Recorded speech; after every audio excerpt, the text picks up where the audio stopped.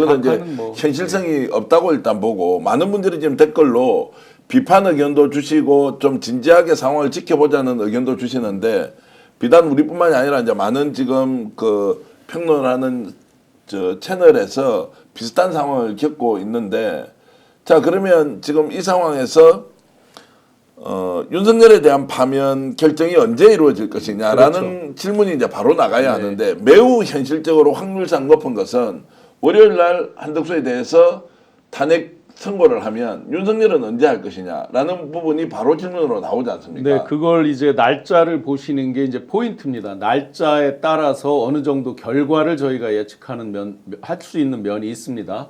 우선 썰에 대해서 각종 설들을 보셨을 겁니다. 썰에 대해서 조금 긍정적인 측면 하나를 말씀드리면 기존에 제가 맨 처음에 이제 그 소식을 접하고 이렇게 말씀드렸을 때 어떤 내용이었냐면 지금 한덕수 2024 헌나 9번 한덕수 건에 대한 주심은 김영두 재판관입니다. 8번 주심은 정영식 재판관입니다. 그 당시에 가장 유력하게 썰로 여러 가지 취재 결과 이제 종합됐던 것은 8번에서 이 9번 먼저 하면 하겠다라는 얘기를 해서 이게 서로 지체됐다라고 들었었습니다. 그런데 이제 요번에 발표가 됐으니까 그 하자는 다 치유가 된 겁니다. 문제가 없습니다.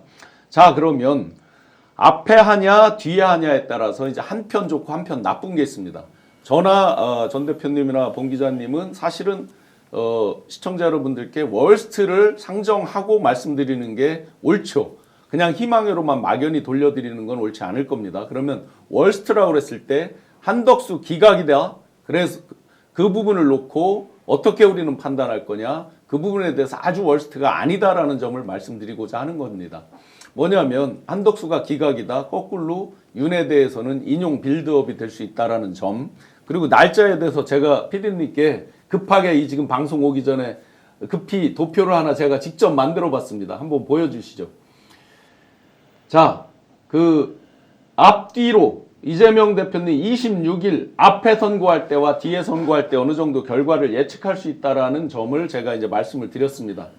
만약에 한덕수가 월요일 날 하잖아요. 그러면 화요일과 수요일 오전 10시가 남습니다. 이재명 대표님께가 수요일 26일 오후 2시입니다. 그러면 그 앞에 한다 그러면 굉장히 좋은 쪽일 겁니다. 거의 좋은 쪽일 거다라고 저희가 상정을 해볼 수 있겠습니다. 그런데 그 뒤에 한다고 봤을 때 헌재가 처할 문제점을 한번 생각을 해보세요. 그래서 저는 앞쪽에 한다고 미리 제가 생각하는 결론을 말씀드린 겁니다. 뒤쪽에 만약에 이재명 대표님 26일 오후 2시 걸 보고 헌재가 내렸을 때 문제점, 정무적, 정치적으로 떠안아야 될 헌재가 자초하는 문제점을 한번 말씀드려 보겠습니다. 대표님 무죄인데 헌재가 인용을 했다, 각하를 했다. 저 때는 기각은 아닐 겁니다.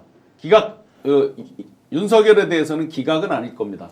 절차적 하자를 걸어서 각하냐 아니면 받아들여서 파면이냐 둘 중에 하나일 겁니다. 자, 무죄인데 인용을 했다. 이때는 극우들이 뭐라고 할 거냐면요. 민주당하고 짜고 치는 고스톱이다. 자, 윤석열은 파면, 이재명 대표는 무죄. 저희가 생각하는 최상의 시나리오죠. 그러니까 극우들이 이재명 대표 거 지켜보면서 우리를 완전히 코너로 몰으려고 헌재가 이랬구나 해서 난리를 칠 겁니다. 그건 역시나 헌재가 자초하는 정치적 부담입니다.